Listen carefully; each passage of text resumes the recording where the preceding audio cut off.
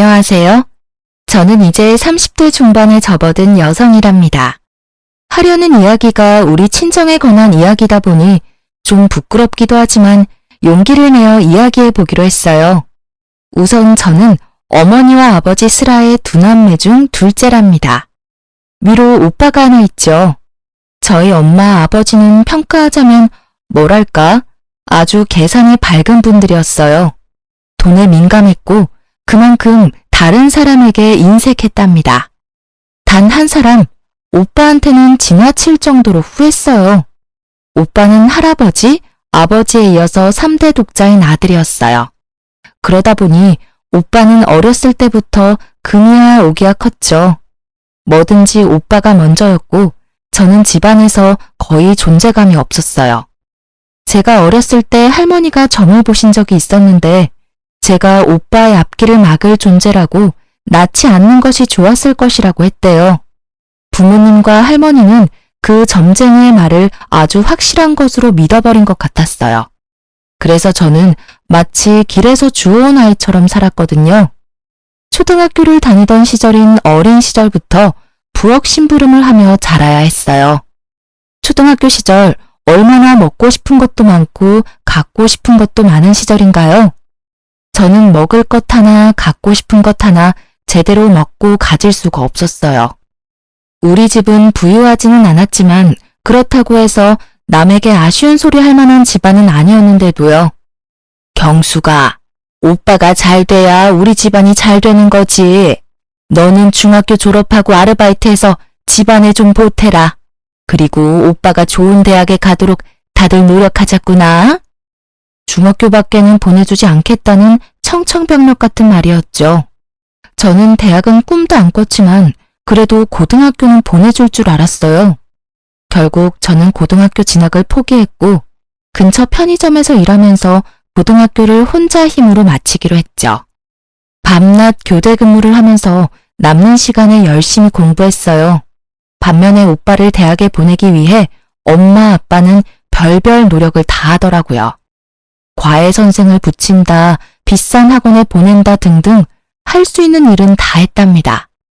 그런데 오빠는 이미 공부든 뭐든 스스로 하는 일에는 익숙하지 않았죠. 공부라고 해서 뭐가 다를 게 있겠어요. 스스로 할 의지가 없는 사람에게 과외 선생도 비싼 학원도 도움이 되지 않았답니다. 백약이 무효였지요. 저는 집안에서 전혀 지원을 받지 못한 채로 편의점에서 아르바이트를 해가면서 고등학교를 검정고시로 마쳤어요. 몇 년의 노력 끝에 지방이지만 교대에 입학하게 되었죠. 그리고 3번을 도전한 끝에 임용고시에 붙었어요. 너도 이제 집에 돈을 좀 내놔야지. 지금까지 키워준 것이 있는데 돈이 없는 것도 아니고 이제 버니까 집에 생활비 내놔라. 너도 조금 쓸 돈은 필요할 테니 한 20만 원 빼놓고 나머지는 집에 내놔라. 엄마는 제가 선생님을 시작하고 첫 월급날부터 제 돈을 노리더군요. 엄마가 어떻게 나한테 집에 생활비를 내놓으라고 하는 거예요? 나 어렸을 때부터 집안의 식모나 다름없이 컸어요. 고등학교 공부도 안 시켜줬잖아. 편의점에 취직할 때 미성년자라고 취직 안 시켜준다는데 부모 동의 받아오라니까 엄마 얼른 도장 찍어주던데요. 그 돈까지 달라고 했으면 지금 달라고 하면 안 되지. 설마 그 도장 찍어준 대가로 생활비 내놓으라는 거예요? 엄마가 저한테 해준 게 대체 뭐가 있다고 돈을 내놓으란 거예요. 엄마의 요구를 거절했어요. 그리고 아예 집을 떠나서 학교 근처에 자취방을 하나 구했죠. 집을 벗어나니 정말 세상이 자유롭더군요. 그러나 돈을 요구하는 엄마의 연락은 집요하게 계속되었어요. 오빠는 왜 나가서 아르바이트도 못한대? 오빠한테 나가서 일해서 집에 돈 내놓으라고 하세요. 분명 말하는데 나는 한 푼도 못 줘요? 오빠는 도대체 무슨 생각인지 매일 집에서 빈둥빈둥 프로야구나 보면서 시간을 보내는 것 같더군요. 엄마의 생활비를 요구하는 방식은 이제 아주 노골적이었죠. 어느 날 제가 퇴근을 하려는데 학교 앞에서 엄마가 기다리고 있더라고요. 제가 그렇게 거부하는데도 또 씨알도 안 먹힐 요구를 하더군요. 오빠가 어떤 괜찮은 직장의 면접을 보아야 한다며 면접에 입고 갈 명품 양복을 사달라고 말이죠. 그런데 놀랍게도 상무직함의 자리라죠. 그리고 요구하는 양복의 가격이 거의 200만 원에 육박하는 양복이었고요. 헛웃음이 나올 수밖에 없었어요. 절대 안 된다며 거절하긴 했지만 절대로 정상적인 회사는 아니다 싶었는데 나중에 알고 보니 어떤 술집이었어요. 술집의 술 상무 자리였죠. 하긴 술 좋아하고 담배 많이 피우고 오빠에게 딱 맞는 자리라는 생각은 들었죠. 그러던 중 퇴근 후 엄마가 웬일인지 사근사근한 목소리로 집으로 오라고 하더라고요. 또 돈 얘기겠지 싶어서 가기 싫었지만 인사할 사람이 와 있다고 하기에 억지로 집으로 갔어요. 얘, 인사해라. 네 옳게 될 사람이야. 얘가 우리 딸인데 일이 잘 풀려서 선생님이지 뭐니? 서로 인사들 해라. 시누이 옳게 될 사이들 아니냐. 아마 우리 딸이 결혼할 때 많이 도와줄 거다. 오빠가 일하는 그 술집에서 일하는 사람인지 아니면 손님이었는지 모르겠지만 그 술집에서 만난 사이라고 하더군요. 이번에는 오빠의 결혼 자금을 끈질기게 요구했어요. 하지만 저는 축의금 봉투 하나만 전달하고 제 역할을 끝냈죠. 오빠는 결혼을 해서도 자기 살림을 꾸릴 능력이 없는 사람이었어요. 그 올케라는 사람도 도대체 밖에서 뭘 하는지 집에 붙어있지 않고 돌아다니는데 왜 두 사람 먹고 살 돈조차 벌 수 없는지 황당하더군요. 네 오빠가 그 상무자리 그만두고 사업을 좀 할 것 같구나. 그래서 말인데 경수가 네가 직업도 확실하고 신용도도 좋으니 대출을 최대한 받아서 좀 보태라. 네 오빠가 이번엔 사업 아이템을 제대로 잡았어. 생활비조차 못 버는 사람이 사업이라니. 그것도 대신 대출을 해달라고 부탁하는 엄마가 더 이상 제 부모로 보이지 않았어요. 저는 분명히 오빠한테 가는 돈은 못 해준다고 딱 잘라 말했고요. 한 푼도 못 내놔요. 나 어릴 때 부엌일하면서 자란 사람이에요. 인형 하나 사달라고 그렇게 말해도 누가 쳐다보기나 했어요? 내가 간신히 용돈 모아 사서 놀던 종이 인형 태우면서 놀던 오빠예요. 내가 너무 화가 나서 오빠를 밀었다고 나 매 무척 맞았어요. 도대체 밥 먹고 화장실 가는 거 말고 오빠가 스스로 할 수 있는 일이 뭔데요 대체? 이번에도 엄마 아버지가 대신 사업자금 마련해 주세요. 공부랑은 상관도 없는 사람 3수 4수까지 시키면서 대학 보내겠다고 들인 돈 정도면 오빠 사업자금 대고도 남아요. 보세요. 얼마나 능력이 없으면 결혼하고 나서도 부모 손길 떨치지 못해 애새끼 마냥 돈 달라고 하는 꼴을 좀 보시라고요. 오냐 그래. 내가 너한테 뭘 바라겠냐? 아이고 제 오빠 앞길을 가로막을 것이라고 하더니만 아주 그 말이 딱 맞아. 제 오빠가 일을 하겠다는데 한 푼도 못 돕겠다고? 이게 낳고 키워준 대가냐? 엄마하고 이렇게 큰 싸움이 되었어요. 엄마가 절 한 대 칠 듯이 말했지만 제 입장을 굽히지 않았죠. 그런데 올케가 결혼한 지 7개월 만에 아들을 낳았어요. 알고 보니 속도 위반이었죠. 그렇게 세월이 지나면서 저도 이제 결혼을 생각할 나이가 되었어요. 같은 학교 동료 교사 한 사람이 제 마음에 들었죠. 학교 안에서 이 사람의 성실성과 근면함을 인정하지 않는 사람이 없었거든요. 인사고과 성적도 좋았고 학생들에게도 인기가 있는 사람이었어요. 그리고 그 사람을 아는 모든 사람들이 착하다고 평가하는 사람이었죠. 저하고는 나이 차이가 좀 있었거든요. 처음엔 서로 설레는 마음을 안고 연애를 시작했는데 시간이 지나도 선뜻 결혼하자는 말을 안 하는 거예요. 결국은 제가 먼저 마음을 밝혔는데 단번에 차이고 말았답니다. 나도 경숙 씨 참 좋아하는데 내 처지가... 미안해요 경숙 씨. 나 살기 바빠서 연애는 지금처럼 가볍게 해도 저는 결혼은 못하겠어요. 정말 미안해요. 거의 울다시피 이런 말을 하는 것이었어요. 그 다음 날부터 그 사람에 대해 여기저기 물어보았어요. 동료 교사가 저에게 몰랐냐며 한 가지 말을 해주더군요. 아들 아이가 하나 딸려 있어요. 글쎄 아이가 어릴 때 아이 엄마가 사고로 세상을 떴다지 뭐예요? 젊은 사람이 재혼을 해야 할 텐데 아이 때문에 쉽지 않은가 봐요. 사람은 정말 어디다 내놔도 괜찮은 사람인데. 분명 저를 좋아한다는 진심은 느껴졌는데 그 사람에게 처한 환경이 그를 막고 있다고 생각했어요. 오히려 제가 그를 더 좋아하고 있는 처지라 아이를 함께 키울 자신은 크게 없었지만 선뜻 고백을 해버렸죠. 이런 일에 처음부터 자신 있는 사람은 없다고 생각했어요. 가장이 번듯하면 아이가 딸려있건 없건 문제될 게 없다고 생각했고요.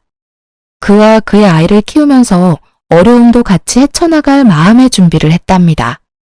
저희 집에서는 한바탕 또 말거리가 생긴 셈이었죠. 하긴 이 주제에 그런 결혼밖에 더 하겠니? 부모한테 따박따박 대들면서 성질머리를 부렸었더니 아주 좋은 사람을 만났구나. 굳이 반대할 생각 없다. 네 마음대로 하려무나. 하지만 결혼 준비는 네가 다 알아서 해라. 네 오빠 결혼시켜서 돈도 없지만 말이다. 그렇게 그 사람과 100년 가약을 맺었답니다. 아이는 초등학교 1학년이었는데 눈이 똘망하니 귀여운 아이였어요. 신혼여행을 갔다 와서 친정이랍시고 인사를 갔는데 하다못해 사위 대접할 음식 하나를 제대로 만들어 놓지를 않았더군요. 제가 미안해서 남편에게 얼굴을 들 수가 없을 정도였어요. 그리고 어쨌든 제가 키우게 된 아이니 집에 인사를 시켰죠. 오빠의 아들과 내 아이에 대해서 차별은 뭐 보나 마나였죠. 아이는 둘인데 과자는 한 봉지만 사와서 어린 조카만 먹이는 것이었어요. 어릴 때 오빠와 저를 차별하는 것과 똑같더군요. 자칫하면 아이에게 저 어릴 때와 같은 상처를 줄 것만 같아 조마조마했어요. 아이가 참 어리지만 제 아빠를 많이 닮아 정말 착했어요. 남편은 말할 것도 없이 성실하고 착했고 아이도 수줍게 저를 잘 따랐어요. 남들이 뭐라고 하건 저는 정말 행복한 결혼 생활을 누리고 있었죠. 하지만 한 가지 걱정거리가 있었어요. 그것은 남편이 너무 착해 빠졌다는 것이었죠. 불쌍한 걸 보면 그냥 지나칠 줄 모르는 사람이었어요. 주머니에 차비 한 푼 안 남기고 길거리에서 폐지를 줍는 할아버지에게 다 털어서 드리고는 걸어오는 일도 있었어요. 그러던 중에 우리 집에 뜻밖의 사람이 찾아왔는데요. 웬 품이 있어 보이는 노신사가 저희 집을 두드렸죠. 저는 신명순 씨의 유언을 집행하러 온 변호사입니다. 신명순 씨가 유일한 혈족인 김남훈 군에게 상속분을 남기셨어요. 무슨 상속일까 싶어서 이야기를 들어보았는데 알고 보니 상속을 해준 사람은 아이의 친외할머니라는 것이었어요. 아이의 엄마는 그 할머니의 외동딸이었고 아이 외에 다른 혈족도 없다는 것이었죠. 그래서 아이에게 유언으로 단독 상속을 받도록 했다는 것이었어요. 그런데 그 상속의 내용을 보고 저흰 정말 깜짝 놀랐답니다. 경기권의 토지에 상가에 현금에 수십억에 달하는 재산이었어요. 아이 아빠도 자신의 전 장모에게 그런 정도의 재산이 있었다는 것은 몰랐다고 하더군요. 아이 아빠는 집이 좁아서 아이가 뛰놀기에 적당하지 않고 제가 불편할 것이라며 우선 집부터 옮겼고 그러고는 다른 일에 특별히 돈을 쓰지 않더군요. 학교도 그만두지 않고 여전히 성실하게 일했고 저 역시도 계속 학교에 나갔어요. 그렇게 평상시와 다름없는 일상이 흐르고 어느 날 친정에서 전화 한 통화를 받게 되었어요. 남편과 함께 친정에 가보니 그야말로 난리가 났더군요. 아이고 내 팔자야. 같이 사업을 하겠다기에 여기저기서 빚을 얻어서 3억이나 만들어 주었더니 그걸 들고 튀어버렸어. 이 썩을 며느리년이. 아이고. 네 오빠 사업할 돈이었다. 아이고. 그걸 몽땅 가지고 날라버렸어. 내가 사람을 미리 알아보았어야 하는 건데. 엄마가 땅을 치고 울고 있었고 아버지는 창가에서 담배만 피우고 있었어요. 도대체 우리 가족들 능력으로 어떻게 3억이나 되는 돈을 마련할 수 있었는지 알 수 없는 일이었어요. 그런데 이 일의 불똥이 우리 집에까지 튀고 말았죠. 여보게 김서방, 자네 처가가 알다시피 지금 난리가 났네. 3억 원만 좀 도와주게. 자네 입장에서 3억 원은 별 큰 돈은 아니지 않나. 꼭 좀 도와주게. 예, 경수가, 네 남편한테 말 좀 해봐, 어서. 제게 부탁하면 씨알도 안 먹히니 마음 약한 남편을 건들기 시작했어요. 설마 착한 제 남편이 그러겠다고 말이라도 해버릴까봐 단번에 싫다고 거절했죠. 지금 그걸 말이라고 해요? 3억이 어디서 났는지 모르겠지만 3억을 관리 못한 오빠 책임이지 왜 우리한테 빌려달라 그래요? 돈 앞에서 치사하게 굴 때는 언제고 우리 식구한테 요구할 입장이 된다고 생각해요? 오빠가 스스로 일을 해서 벌어서 써야죠. 그놈의 사업할 주제도 안 되면서 그저 남 밑에서 일하기 싫어서 그깟 사장 소리 들으려고 사업하는 거 정말 우습지도 않아요? 올케라는 사람, 그 사람도 술집에서 만났다며. 그럼 이런 일 일어날 줄 몰랐다는 게 말이 돼? 앞으로 이 지긋지긋한 집이랑 인연 끊을 테니까 돈 빌려달라는 말 다시 꺼내기만 해봐. 그리고 우리 남편한테 몰래 연락해서 돈 달라고 압박 주기만 해봐요. 그땐 진짜 가만 안 있어. 다 뒤엎어버릴 테니까. 내 말 잘 알아들어요? 제가 아주 단호하게 거절을 하니까 집요하게 조르던 부모님이 일단 물러서더군요.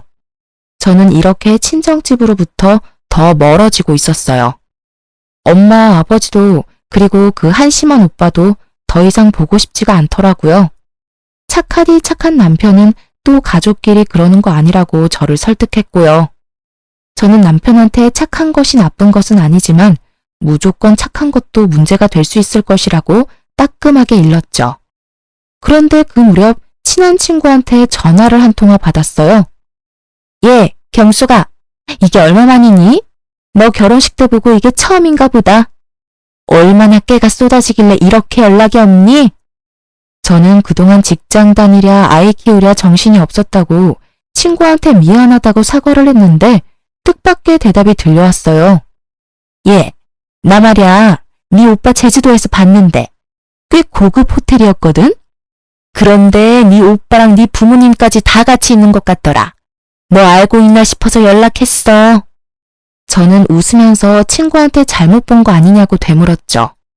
친정 상황이 그런 비싼 곳에 드나들 상황이 아니라고 말이에요. 그랬더니 친구가 두 눈으로 똑똑히 보았다며 셋이 지금 어디에 머물고 있는지 꼭 확인해 보라며 당부하더군요. 전화를 끊고 곰곰이 생각하다가 결국 친정집으로 가보았죠. 정말 황당하게도 다른 사람이 살고 있더라고요. 저한테 알리지도 않은 채 이사를 한 것 같더군요. 그럼 친구의 말이 맞다는 건데 3억이 없어 구걸하던 가족들이 갑자기 고급 호텔이라니 너무 찝찝한 건 어쩔 수 없더라고요. 남편에게도 이 사실을 알렸더니 갑자기 제게 충격적인 말을 건네더라고요. 여보, 갑자기 가족들이 전부 이사를 간 거 있죠? 아무리 연 끊고 살겠다고 내가 먼저 말은 했지만 이사 간 것도 말 안 하고 연락 두절된 게 가족이라고 할 수 있을까요? 당신은 혹시 뭐 들은 거 없어요? 사실 당신이 싫어할까봐 말을 못했는데 처남댁이 사업을 한다고 해서 돈을 빌려준 거 사실 나였어. 그리고 그걸 처남댁이 들고 사라졌다고 해서 해결해 준 것도 또 나였고. 미안해. 처가는 어려운 것 같은데 당신은 죽어도 반대할 것 같고 해서 나중에 이야기해서 이해받아야겠다고 생각하고 그렇게 했었어. 미안해. 정말 미안해. 그러니까 처음에 오빠와 올케가 같이 사업을 하겠다고 해서 빌려준 돈 3억? 그걸 올케가 들고 튀었다면서 또 빌려간 돈이 또 3억이라는 것이었죠. 합쳐서 자그마치 6억이었어요. 이제는 저도 남편의 그 대책 없는 착한 성격에 대해 참을 수가 없었어요. 여린 사람이라는 것을 알면서도 대체 왜 그런 큰 돈을 제게 말도 없이 해줬는지 남편에게 큰 실망을 하고 말았어요. 6억이 6만 원인 줄 알아요? 당신 정말 왜 이렇게 내 말 안 들어? 그 돈이 거기 가서 쓸모 있는 곳에 쓰인다면 내가 말을 안 해. 보나마나 되지도 않은 사업에 투자해버리고 날릴 돈이었다고. 도대체 내가 우리 친정 도와달라고 말한 적 있어요? 왜 시키지도 않은 짓을 해서 날 이렇게 난처하게 만드는 거예요? 지금 내 속이 얼마나 끓고 있고 나문이한테 미안한 줄 알아요? 제발 그 성격 좀 고쳐요. 네? 무턱대고 착한 것만이 능사가 아니라고요. 착한 남편은 그저 미안하다는 말만 계속하더라고요. 친정 식구들이 결국 착하디 착한 남편의 성격을 이용해 저를 그리고 우리 집을 속인 것이었죠. 돈이란 거 그거 부질없는 거야. 돈 때문에 그렇게 화내지는 마. 당신답지 않아. 돌아올 돈이라면 다 돌아오게 되어 있어. 어쨌든 그냥 드린 건 아니고 빌려드린다고 분명 말했으니 일평생을 두고 천천히 받으면 될 거 아니겠어? 그 이후로도 남편은 별 걱정이 없어 보였답니다. 그저 평상시와 다름없는 일상을 살았고 또 저만 속을 끓이고 말았죠. 남편과 아이에게 미안해하면서도 그만한 돈을 턱 친정 식구들에게 내어준 남편에게 바가지를 긁었답니다.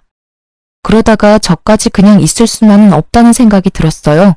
돈을 6억이나 떼어놓고도 착해 빠지기만 한 남편을 대신해서 아름아름 친정 식구들의 소식을 알아보기 시작했어요. 쉽지는 않았지만 돈을 써서 알아보니 금방 찾게 되더군요. 서울에 위치한 호화 빌라에서 떵떵거리며 사는 것 같더군요. 착해 빠진 남편은 제껴놓고 저 혼자 친정으로 찾아갔죠. 초인종을 누르자 안에서 화면으로 저를 본 엄마가 놀라더군요. 그런데 그 순간 계단을 올라와 친정 쪽으로 걸어오는 누군가의 얼굴에 소스라치게 놀라고 말았습니다.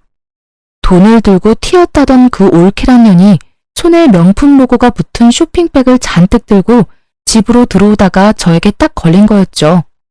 올케를 붙잡아 세우고 같이 들어가기 전까지는 집에 못 들어갈 거라고 엄포를 놓았어요. 그냥 엄포가 아니라 정말 한 발자국도 물러설 생각이 없었거든요. 올케는 집으로 들여야 했으니 결국은 엄마가 문을 열었죠.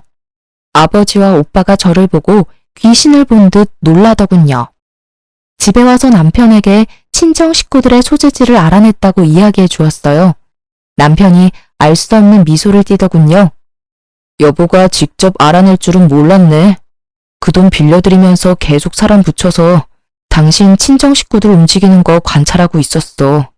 당신이 괜한 고생을 했네. 저는 남편의 이런 말에 의아할 수밖에 없었답니다. 그러면서 남편이 제 앞으로 서류 봉투를 하나 내미는 것이었죠. 서류를 살펴보니 차용증이더라고요. 3억 원짜리 차용증 2장이었어요. 모두 공증까지 된 법적으로 완벽한 효력을 발휘할 증서라고 적혀 있었죠. 거기다가 아버지와 엄마, 오빠와 올케가 연대 채무자로 설정해 놓았더라고요. 나는 당신 친정 식구들이 당연히 이 돈을 떼어먹을 것이라고 생각했었어. 얼마 안 지나서 연락도 없이 이사하셨다는 것도 알았고 다 알고도 당신한테 말을 안 한 건 당신 신경 쓰이지 않게 내가 알아서 다 해결하려고 했었고 그러니까 너무 화내지 말고. 내가 어떻게 화를 내겠어요. 어떻게 그런 생각까지 할 수 있었어요? 그냥 물러빠진 줄로만 알았는데 다시 보이네요. 제가 그 차용증 사진을 찍어서 엄마 핸드폰으로 보냈어요. 이 차용증을 근거로 법적 대응을 할 것이니 알아서 처신하라고 말이죠. 엄마가 다음날 우리 집으로 찾아와선 허리를 굽히며 말하더라고요. 아유, 차용증까지 썼는데 우리가 설마 돈 떼어먹겠니? 그 돈 갚을 생각이었다. 그러니 사위한테도 걱정 말라고 해라. 그리고 무슨 부모 자식 간의 법적인 대응이냐? 그런 말 말고도 우리 이제 왕래하며 지내자꾸나. 그렇게 친정엄마가 위선적인 살가운 인사까지 하고 집으로 돌아갔죠. 한동안 아무 연락이 없었고 저도 계속 친정 식구들을 관찰하고 있었어요. 그러던 어느 날, 그날 제가 몸이 많이 아팠어요. 몸살로 며칠을 고생 중이었는데 정말 칠판에 글씨 쓸 힘도 없어서 어쩔 수 없이 교감 선생님께 대체 수업을 부탁하고 조퇴를 신청했어요. 그런데 집으로 들어가 보니 어떻게 들어왔는지 올케와 엄마가 저희 집에 들어와 있더군요. 당황한 건 서로 마찬가지였어요. 네가 왜 벌써? 아직 올 시간이 아닌데. 아니, 난 몸이 아파서 조퇴했는데 지금 우리 집에서 뭘 하는 거예요? 도대체 어떻게 들어왔어요? 왜 남의 허락도 안 받고 들어와요? 그런데 당황하던 엄마와 올케가 득이양양한 미소를 짓고 말했어요. 다 들어오는 방법이 있지. 그나저나 네가 그렇게 내세우던 차용증이 이제 우리 손에 있구나. 저는 순간적으로 차용증이 있었던 서재로 향했답니다. 남편의 책상 서랍 잠금 장치가 부서져 있었고 그 안에 있던 차용증이 둘 다 사라져 있었죠. 차용증을 손에 넣은 올케와 엄마는 아주 의기양양하게 집에서 나가더군요. 도어락 비밀번호를 어떻게 알았을까 싶었어요. 올케와 엄마가 그렇게 돌아가고 퇴근한 남편에게 말했어요. 차용증을 훔쳐갔다고 말이에요. 남편이 서재를 보더니 한숨을 쉬더군요. 걱정하지 마. 내가 다 알아서 할 테니까. 아무래도 일을 좀 더 빨리 진행시켜야겠네. 그러더니 어딘가에 전화를 걸어서 질문을 몇 가지 하더니 설명을 들은 남편은 고개를 끄덕이며 겉옷을 챙기기 시작했어요. 잠시 나갔다 오겠다던 남편은 어떤 신사분하고 같이 들어오더니 제게 얼른 친정으로 가자고 말하더군요. 영문도 모른 채 일단 남편을 따라 나섰죠. 친정으로 가자 의외로 쉽게 문을 열어주더군요. 아마도 차용증이 자신들의 손에 있다는 자신감 때문이었을 거예요. 가보니 네 식구 모두 있었어요. 장모님, 그리고 처남댁, 저희 집에 무단으로 침입하셨네요. 어떻게 문을 열었을지는 저도 다 압니다. 당신들 뒤에 붙여놓은 사람들이 전부 낱낱이 말해줬거든요. 도어락 기술자한테 연락해 경숙씨 주민번호까지 도용해선 문 좀 열어달라고 부탁했다지요. 3배가 넘는 돈을 지불하면서요. 이거 명백히 주거 침입입니다. 제가 그것도 모르고 있을 줄 알았나요? 그리고는 남편이 핸드폰을 열어 파일을 찾더니 오디오 파일 하나를 들려주는 것이었어요. 아이고 내 팔자야. 같이 사업을 하겠다기에 여기저기서 빚을 얻어서 3억이나 만들어 주었더니 그걸 들고 튀어버렸어. 이 썩을 며느리년이. 아이고. 엄마의 이 거짓 하소연이 그대로 녹음되어 있는 것이었어요. 오빠의 목소리도 또렷하게 녹음되어 있더군요. 올케와 사업을 하겠다고 하면서 3억 원을 빌려달라면서 언제까지 갚겠다며 약속하던 말이었어요. 너무 큰 돈을 요구하시기에 제가 할 수 없이 녹음을 좀 했습니다. 첫 번째 채무에 대해서는 당연히 갚을 날짜가 지났으니 채무 불이행 소송을 진행할 생각입니다. 그리고 두 번째 채무에 대해서도 도주한 사실이 없는 처남댁이 도주했다고 하면서 또 저를 속이셔서 돈을 빌려가셨으니 당연히 사기죄로 법의 심판을 받게 할 것이고요. 그리고 그 신사분이 봉투를 열어 서류들을 꺼내 보이는 것이었어요. 집에 있던 차용증을 자세히 안 보신 모양입니다. 그것들은 모두 사본이에요. 정보는 공증을 마쳐서 제게 보관을 시키셨죠. 저는 이분의 변호사입니다. 엄마와 올케 얼굴이 새파랗게 질리는 것을 볼 수 있었죠. 에이, 자네가 설마 그걸 가지고 우리를 어떻게 하려고? 자네 착한 사람 아닌가? 그리고 그 돈 정도야 자네 입장에서 큰 돈도 아니고 말이야. 그저 처가 좀 도와주었다고 생각하면 되는 게야. 자네는 길거리에서 일하는 할아버지도 지나치지 못하고 도와준 사람 아닌가? 친정아버지는 당황하면서 이 사태를 없던 것으로 덮으려고 애를 쓰더군요. 아무리 화가 나더라도 친정아버지를 때릴 수도 없고 정말 제가 우리 할아버지로 환생을 하고 싶더라니까요. 그러면 하다못해 종아리라도 몇 대 칠 수 있잖아요. 길에서 일하는 할아버지야. 그 연세에도 열심히 사시는 분이니 차비까지 털어서 도와드렸죠. 그분이 정말 필요한 일에 쓰시겠다고 6억을 빌려달라고 하면 저 또한 빌려드릴 용의가 있습니다. 스스로 노력이라는 걸 하는 사람이니까요. 그런데 지금의 경우는 그 경우하고 완전히 다른 것 같은데요. 이렇게 말하는 남편이 마치 처음 보는 사람 마냥 낯설게 느껴지더군요. 그 착해 빠진 사람은 어딜 가고 마치 영화에서 본 셜록 홈즈 같이 날카롭고 냉철해 보이는 남편이 제 눈앞에 서 있었어요. 제가 2번이나 아무 말 없이 도와드렸죠. 그리고 평상시에 제 성격을 아시고는 공증된 차용증까지 만드시고도 아무 일도 없을 것이라고 생각하셨겠죠. 하지만 말입니다. 동네를 돌아다니는 코딱지만한 강아지도 꼬리를 밟히면 짖는 법입니다. 제 믿음을 2번이나 배신하셨어요. 만일 정말로 처남과 처남댁이 사업을 할 돈이었고 그걸 처남댁이 들고 사라졌다고 한다면 저 이 차용증 사용하지 않았을 겁니다. 그런데 네 분이 완전히 저를 바보로 생각하셨네요. 그래서 2번에 걸쳐 6억을 저를 속여 뜯어내신 거였고요. 애초에 천안과 천안댁의 사업 얘기부터가 거짓이었죠. 엄마는 훔쳐낸 차용증이 사본이라는 것을 알고는 이성을 잃고 씩씩거렸죠. 거실을 이리저리 돌아다니면서 분을 삭히려고 하는 것 같았어요. 오빠랑 올케는 무릎까지 꿇고 천처를 부탁한다며 애절하게 빌더라고요. 우는 소리 듣기 싫었던 저는 코웃음 치며 말했죠. 점쟁이가 오빠 앞길을 제가 막을 것이라고 했다더니 그 말이 정말 맞네요. 저는 선처해달라고 말할 생각이 없어요. 감히 사기를 쳤으니 혼 좀 나야죠.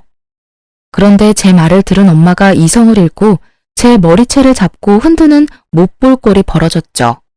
남편이 뒤늦게 떼어놓으려 하는데도 엄마는 정말 있는 힘을 다해서 매달리더라고요. 도저히 뿌리칠 길이 없을 정도로 힘이 강했어요. 그 순간 하필이면 함께 데리고 온 아이가 부딪혀 벽에 튕겨지고 말았어요. 아이를 맡길 마땅한 곳이 없어서 함께 온 것인데 방 안에 들어가 있으라고 일렀더니 어른들 고함 소리가 들리자 무서워서 나온 것이었죠. 부딪힌 머리 쪽에 피가 보였고 피를 보더니 엄마도 흠칫하는 것 같았죠. 저 아이가 내 집을 함부로 드나들 때부터 기분이 안 좋았어. 건방지긴 경숙이 너하고 피는 한 방울도 안 섞였는데 똑같구나. 어찌나 맹랑하고 당돌한지 아주 볼 때마다 똑같다 싶었다니까. 아이에게 정말 눈물이 날 정도로 미안했어요. 급히 119를 불렀고 응급실 한편에 누운 아이의 손을 잡고 울음을 터뜨리고 말았어요. 나문아, 엄마가 미안해. 정말 미안해. 우리 나문이 잠깐만 병원에 있으면 집에 갈 수 있다고 의사 선생님들이 그러셨어. 갑갑해도 잠깐만 누워있자. 응? 다행히 뇌나 머리뼈에는 이상이 없다고 하더군요. 하지만 봉합수술을 했어요. 상처가 깊었고 꽤 많이 꿰맸다고 의사가 말하더군요. 저는 아이의 침대 곁 의자에 앉아 아이의 손을 꼭 붙잡고 계속 서러운 울음을 울었답니다. 그런데 남편이 이제야말로 화가 제대로 난 것 같았어요.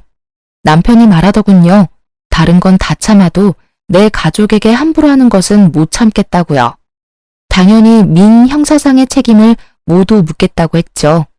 남편은 우선 우리 집에 허락 없이 도어락 기술자를 속여서 들어온 일에 대해서 주거 침입으로 엄마와 올케를 경찰에 고소했어요.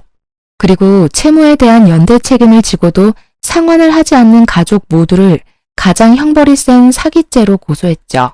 아버지가 그제야 당황하기 시작하는 것 같았어요. 3억 원은 가지고 있는 땅 팔아서 먼저 갚으마. 그러니 네 엄마부터 합의해주면 안 되겠니? 자식이 어떻게 부모를 범죄자로 만들 수 있겠어? 너 그러면 안 된다. 어떻게 머리채 한 번 잡았다고 고소한다는 게 말이 되니? 착한 사람이 화가 나면 더 무섭다는 말이 있죠. 남편이 딱 그랬답니다. 2번이나 자신에게 사기친 것에 더해 우리 집에 무단으로 침입했고 그것도 모자라 다른 가족들이 보는 앞에서 잘못도 없는 제 머리채를 잡은 일에 화가 많이 났더군요. 물론 아이의 사고에도 화를 내고 있었고요. 이렇게 형사상 고소에 이어서 이제 민사상으로 돈을 돌려받기 위해 만들어둔 완벽한 서류를 가지고 차분히 소송을 진행했답니다. 재산을 은닉할 것을 우려해 변호사의 도움을 받아서 친정 식구들의 명의로 되어 있는 자산에 대한 가압류부터 신청하더군요. 당신 식구들이 나를 어지간히도 얕잡아 보았나 봐. 그렇게 6억씩이나 나를 속여서 뜯어내놓고도 재산 한 푼 남의 명의로 돌려놓질 않았더군. 내가 알아봤자 아무 짓도 못할 것이라고 생각했었던 모양이더라고. 아마 재산을 다른 사람 명의로 돌려놓았다면 평생 하는 일에 대한 급여에도 압류를 넣어 일생 동안 받을 생각도 있었지. 저는 이제야 가슴을 쓸어내릴 수 있었답니다. 도와줄 때는 진심으로 도와주었지만 친정에서 제가 결혼 전까지 겪은 서러운 일들을 모두 들은 남편이 미리 완벽한 서류를 만들어둔 것이었죠. 그렇게 해놓고도 친정 식구들은 저와 남편을 철저히 무시했던 모양이더군요. 호화빌라를 엄청난 보증금을 내면서까지 월세로 살았고 남는 돈으로 여기저기 여행을 다니면서 생활을 했던 것 같았어요. 그리고 경찰이 증거물로 압수한 오빠와 아버지의 핸드폰에서 이런 경악할 문자까지 보게 되었는데요. 아버지, 매제가 아주 물컹인데 말이에요. 이번엔 어떤 이유를 대고 돈을 달라고 할까요? 엄마 아버지가 빚에 쪼달리고 있다고 하니까 3억 원을 선뜻 내놓았잖아요. 이번엔 아주 아버지가 불치병에 시달리고 있다고 할까요? 그래, 그것도 좋은 생각이구나. 그것도 아주 돈 많이 드는 고액암에 걸렸다고 해봐. 그러면 아마 그 물컹이가 지갑을 또 열 거다. 빌려간, 아니 사기친 돈으로 호화 생활을 하며 떵떵거리던 친정은 이제 폭망할 처지에 놓이고 말았어요. 그런 친정 부모와 오빠에게 제가 한마디 해주었어요. 나더러 애딸린 신랑 만났냐고 비웃더니 도대체 사람 보는 눈이 있는 거예요, 없는 거예요? 올케 절대로 좋은 엄마나 며느리 될 사람 아니었어요.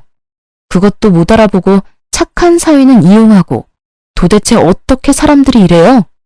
스스로 살아갈 생각은 전혀 없고 기재라도 걸려서 다행이지. 아무 죄 없는 남편이랑 제가 피눈물 흘리는 건 안중에도 없죠. 모든 법적인 절차를 다 동원해서 당한 값은 모두 되돌려 줄 테니까 알아서들 하세요. 집안 사정이 이렇게 되자 올케네는 매일 밤 부부싸움이 일어난다고 해요. 얼마나 크게 싸우는지 옆집 할머니가 신고를 다 했더라고요. 정말로 올케가 집을 나가겠다고 선전포고를 했는지 부모님도 한 번 더 찾아와 제게 싹싹 빌더군요. 그런데 정말 친정 식구들 구제불능이었어요. 다른 사건 하나가 또 저를 웃게 만들었답니다. 친정 일이라면 이제 아주 서러운 일이라도 눈물보다 웃음이 먼저 나오더군요. 올케와 오빠가 물건을 집어던지며 싸우다가 조카 아이가 다쳤다더군요. 그런데 아이가 다치자 병원으로 데려갔고 그 과정에서 아이의 혈액형을 알게 되었는데 B형이라고 나왔대요. 오빠와 올케는 혈액형이 모두 O형이라고 했어요. 결국 조카가 오빠의 친자식이 아니었다는 것이었죠. 오빠가 올케에게 아이를 데리고 나가라고 또 한바탕 전쟁이 났다죠. 엄마와 아버지가 올케를 내쫓았다더군요. 올케에 대한 주거 침입건은 여전히 조사 중이었는데 뜻밖의 사실을 알게 되었는데요.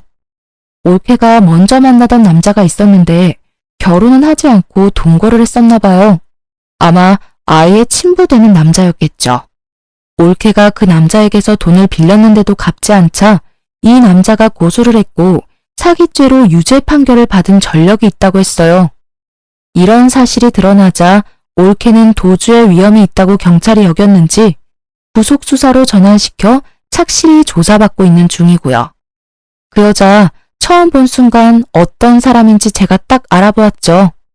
시집에 인사하러 온 여자가 짧은 치마에 화장은 또 어찌나 진한지 화장 두께가 1cm는 될 것 같았거든요. 오빠나 올케나 독인 객인이라고 생각했었죠. 우리 아이의 상처는 빠르게 아물고 있었지만 제 친정에 대한 마음은 식구들 앞에서 제 머리채를 잡던 그 순간에 아주 완전히 닫혀버렸죠. 저는 이제 친정과는 확실히 절연했고요. 하지만 지금도 끈질기게 합의를 요구하고 소송을 취하해달라고 싹싹 빌고 있어요. 남편과 저는 절대로 그럴 생각이 없다는 입장이고요. 사람과 사람 관계라는 것이 참 어렵다는 생각이 들더군요. 도대체 자신들 슬하에 태어난 모두 같은 자식인데 저한테만 왜 그렇게 심하게 대하며 키웠는지 엄마에게 물었었죠. 점쟁이가 네가 우리 집안에 재수가 없는 아이라고 했다. 원래 내다 버리라고 했었어. 그 말을 들었어야 했는데 그러지 못해서 이렇게 됐구나. 부의 막급이다. 그저 평범하게 다른 집들처럼 공평하게 자랐더라면 아마도 가족끼리 서로 도울 수 있었을 거예요. 그런데 이 당연한 일이 왜 우리 집에서는 그렇게도 어려웠던 것일까요? 엄마를 비롯해 가족들의 사기 혐의에 대하여는 피해액이 5억이 넘는 경우이므로 특정 경제가중처벌법이 적용되었어요. 그래서 이를 주도한 엄마가 1년 6월에 징역을 선고받았어요. 오빠도 엄마보다는 혐의가 약한 것으로 인정되었지만 특경법에 의해 징역 1년을 선고받았죠. 올케는 약식 기소로 벌금 500만 원을 내게 되었고요. 그리고 친정 식구들에게 남은 것은 하나도 없었죠. 살고 있던 집, 그 외에 우리에게서 가져간 돈으로 사놓은 부동산 등 모든 재산이 차용증을 근거로 압류되었죠. 들려오는 말로는 방 한 칸에서 아버지 혼자 지낸다는 말을 들었어요. 제 남편에 대한 사기에서 가장 적은 역할을 했다고 해서 아버지는 기소되지 않았죠. 세월이 다시 무심하게 흘렀어요. 아이는 어느새 자라 초등학교 5학년이 되었답니다. 머릿속 깊숙이 봉합수술을 한 흉터가 남고 말았어요. 아이의 머리를 쓰다듬을 때마다 미안함에 그저 눈물만 흘렀어요. 서러웠던 시간이 저에게서 점점 멀어지고 있었지만 아이의 그 상처가 마치 그 모든 세월을 대변하고 있는 것 같았답니다. 그리고 사람의 기억이라는 것이 그렇게 쉽게 지워지는 것은 아니더군요. 어렸을 때부터 시작해서 아이의 머리가 그렇게 다칠 때까지의 과정이 자꾸만 생각나지 않을 수 없었어요. 제가 무얼 어쨌다고, 도대체 집안에 무슨 죄를 지었다고 그렇게까지 증오를 표출했는지 정말 알다가도 모를 일이었어요. 사기죄로 검찰이 엄마를 기소하고 재판을 받는 과정에서도 재판부에 빌긴 했지만 가끔 저와 눈이 마주칠 때 그 눈빛으로 보아 결코 진심으로 잘못했다고 생각하지 않는다는 것을 알 수 있었죠. 최근엔 우리 가정에 경사 하나가 생겼답니다. 다름 아니라 제가 임신을 하게 된 것이었어요. 차별, 생각만 해도 끔찍한 그 일을 혹시 제가 저지르지 않을까 내심 큰 걱정이 되었어요. 내가 우리 나문이하고 이제 곧 태어날 아이를 조금이라도 차별하는 일이 생기지 않을까요? 나도 사람이고 무엇보다 핏줄이라는 게 무서운 거라서 내가 조금이라도 그 사람들을 닮지 않았을까 걱정이 되거든요. 아이를 가졌다고 마냥 기쁠 수가 없어요. 당신 집안에서 누구 하나라도 중심을 잡고 잘못된 것이라고 했었다면, 예컨대 아버님이라도 그러셨다면 일은 많이 달라졌을 거야. 우선은 당신이 반듯한 사람이고 내가 있잖아. 동생이 생긴다는 말에 나문이도 좋아했어요. 손을 꼽아가면서 동생을 기다리는 것 같더군요. 비록 오빠가 있었지만 형제간의 정이라는 것은 생각도 못했던 제 어린 시절의 처지가 다시 생각났죠. 우리 아이들은 그런 일 없이 잘 자라나겠죠? 지금까지 지지리도 부모 복은 없지만 남편 복과 자식 복은 있는 제 이야기를 길게 들려드렸어요. 앞으로 제 앞길에는 행복한 일만 있을 것이라고 생각한답니다. 긴 글 끝까지 들어주셔서 감사합니다. 안녕하세요. 저는 불과 얼마 전 호구 전 남편과 헤어진 1년 차 된 싱글맘입니다. 얼마 전에 전 남편의 부모님과 만날 일이 있어서 만나고 난 뒤 이혼 전의 기억이 떠올라 이렇게 글을 쓰게 됐어요. 솔직히 별로 알리고 싶지는 않은 이야기들이지만 제가 당한 일들이 다른 사람들에게도 일어나지 말란 법은 없잖아요. 그런 주의와 당부의 마음으로 글을 쓰게 됐네요. 저와 남편은 7개월이라는 짧은 시간의 연애 끝에 결혼을 하게 되었어요. 주변에서도 봄, 여름, 가을, 겨울은 만나봐야 사람 됨됨이를 알 수 있다고 했지만 그렇게 길게 연애하지는 못했어요. 피임을 철저하게 신경 썼는데도 아기가 찾아드는 바람에 결혼을 하게 된 상황이었거든요. 잦은 야근으로 몸 상태가 좋지 않아 혹시나 하는 마음으로 써본 테스트기에 나타난 건 선명한 두 줄이었어요. 그때는 저도 그렇고 남편도 얼마나 놀랐는지 남편은 아이가 생긴 것을 좋아했지만 솔직히 저는 떨떠름했어요. 예상치 못한 아이였고 앞으로의 제 삶의 방향이 확 바뀌는 일이 벌어졌잖아요. 그렇지만 좋아해주는 남편을 보니 저도 마음을 다잡았어요. 책임지지 않으려는 남자도 많은 판국에 이렇게 자기 아이라고 좋아하며 결혼하자는 남편을 어떻게 싫다고 할 수 있겠어요? 그리고 남편은 성품이 착하고 부드러운 사람이라서 저도 이런 남자와 결혼하면 크게 부딪힐 일은 없겠다는 생각을 했거든요. 그렇지만 이때 잘 선택했어야 했던 것 같아요. 그 부드러운 성품이 때로는 우유부단함이 되어 사람을 힘들게 하는 상황도 있다는 걸 정말 저 때는 생각도 못했어요. 어쨌든 남편과의 결혼으로 저희는 서울 외곽에 자가로 작은 집을 마련했어요. 남편과 제가 동갑이라 제가 남편보다는 더 많은 횟수를 일했거든요. 그러다 보니 제가 모아놓은 돈이 좀 더 많아서 아파트 마련 비용도 7대3 정도로 제가 많이 부담했어요. 남편은 그 상황을 무척 미안하게 생각하더라고요. 그래도 우린 가족이고 평생을 살 거니까 아깝다는 생각은 하지 않았어요. 더 벌면 되지 하는 생각만 했죠. 저는 중소기업에 일하고 있었지만 임신 전에 대기업 다니는 친구로부터 자기 회사로 오라는 요구를 받았거든요. 솔직히 가고 싶은 마음이 굴뚝 같았는데 애가 생긴 것도 생긴 거지만 시부의 말 때문에 가지 못했어요. 여자가 잘나면 집안이 망한다고 하시더라고요. 당시에 저도 남편도 중소기업에 다니고 있었거든요. 시부는 그 이야기를 하시며 제게 전업주부를 했으면 하는 바람을 내비추시더라고요. 그렇지만 저는 그렇게 하고 싶지 않았어요. 솔직히 이제 곧 애 태어나면 돈이 얼마나 많이 들지도 모르는데 맞벌이조차 안 하면 그건 문제잖아요. 전업주부도 남편이 잘 벌어야 가능한 거지. 시부의 그런 말이 야속하기도 하고 짜증나기도 했지만 저는 이렇게 말씀드렸죠. 양가 부모님한테 무슨 일이라도 생기면 남편 버는 것만으로는 감당 안 될 수도 있다고요. 그리고 매달 용돈도 드리려면 맞벌이는 해야 가능하다고 했더니 그제야 입을 딱 닫으시더라고요. 여자가 잘난 건 싫으시지만 여자가 벌어다 주는 돈은 좋으셨던 건지. 그렇게 양가의 중간선에서 타협점을 찾으며 우리 부부의 결혼 생활은 안정을 찾아가는 듯 했죠. 그렇지만 언제나 불행은 뜬금없이 찾아오는 거더라고요. 남편과 제가 시댁에서 하룻밤을 보내게 된 날이 있었어요.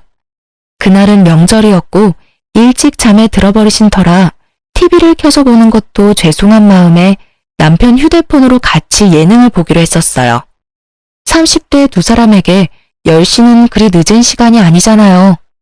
그렇게 같이 그걸 두고 나란히 누워서 보는데 남편 손이 툭 떨어지더라고요. 옆을 보니 새근새근 잠을 자고 있길래 저는 이불을 남편에게 덮어주고 마저 남은 예능을 보고 자야지 하고 화면에 집중했죠. 그런데 남편 폰으로 카톡이 계속 오는 거예요. 예능 보는데 계속 신경이 쓰여서 남편 단톡방 알림을 꺼놓으려고 단톡방에 들어갔어요. 그 단톡방은 남편의 유일한 모임이었고 저도 알고 있는 모임이었어요.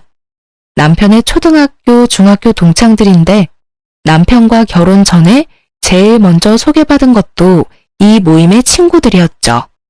여자 둘에 남자가 넷이고 여자 중 한 명은 유부녀, 한 명은 싱글맘이에요.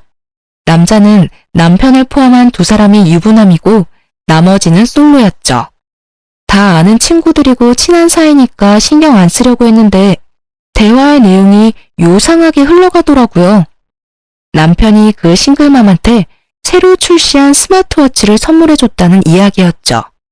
손목에 껴서 휴대폰 대신 전화통화도 되는 제품이었죠. 저조차도 너무 비싸서 사달라고 부탁하기 미안한 제품이었는데 그걸 남편이 그 여자한테 사줬다는 카톡을 보니 완전 뒤통수 제대로 맞은 기분이 들었거든요. 슬슬 졸리던 머리가 순식간에 맑아지는 기분이었죠. 화도 나고 열도 받았지만 시댁에서 이 늦은 시간에 난리를 피우는 건 좀 그렇잖아요. 그래서 일단 남편 카톡 내용 쭉 저장해서 저한테 다 보냈어요. 남편 폰은 남편 손에 쥐어주었고요. 그리고 제 폰으로 그 카톡 내용을 읽는데 진짜 답 없는 내용들이 과거로 갈수록 더 많더라고요. 저와 만나기 전부터 꾸준하게 그 여자에게 뭔가를 계속 사줬던 걸 알게 됐어요. 제가 처음 본 워치는 그나마 그 많은 물건들 중 비싼 축에 속했지만 매달 거의 매주 이 여자는 남편과 단톡방의 친구들에게 뭔가를 사달라고 뻔뻔하게 계속 요구했더라고요. 아기 장난감, 아기 구두, 아기 옷 이런 게 없다는 식으로 많이 말해서 친구들이 이것저것 보내줬다는 내역이 있더라고요. 그리고 그 뒤로 많은 게 고장난 물건들이었어요. 아니 무슨 집에 고장난 물건이 그렇게 많은지 한 달에 한 번씩 가전이 부서지는 게 있을 수 있는 일인가요? 믹서기, 공기청정기, 토스트기, 밥솥까지 종류도 다양하게 고장나서 고치는데 돈이 많이 든다며 글을 올리고 그 글에 또 남편은 돈을 보내주고 이런 악순환의 연속이었죠. 오죽하면 애 생일날 축하해주고 싶은데 돈이 없다는 말까지 해서 돈까지 받아갔으니 그렇지만 저는 남편이 돈을 그 여자에게 줬다는 것보다 남편이 그 여자의 아이를 하원시켜주고 데리고 놀러 갔다는 데에 더 큰 충격을 받았어요. 특히 저와 사귈 때 바쁜 일 있다며 약속을 깬 날에는 그 여자와 함께 있었다는 걸 알게 됐죠. 5월 5일 어린이날이요. 그때 저와 놀러 가기로 해놓고는 남편이 당일 못 간다고 연락 왔었거든요. 당연히 이 내용들을 토대로 저는 남편이 그 여자와 바람을 피는 건 아닐까 하는 의심이 들었어요. 그런데 그런 낌새는 전혀 없더라고요. 사랑한다, 좋아한다 그런 이야기는 일절 없고 사무적으로 고맙다, 너 때문에 이번에도 잘 보냈다 이런 이야기뿐. 긴가민가 하면서 고민하다가 결국 이러다 제가 말라 죽을 것 같아서 정면 돌파를 선택했어요.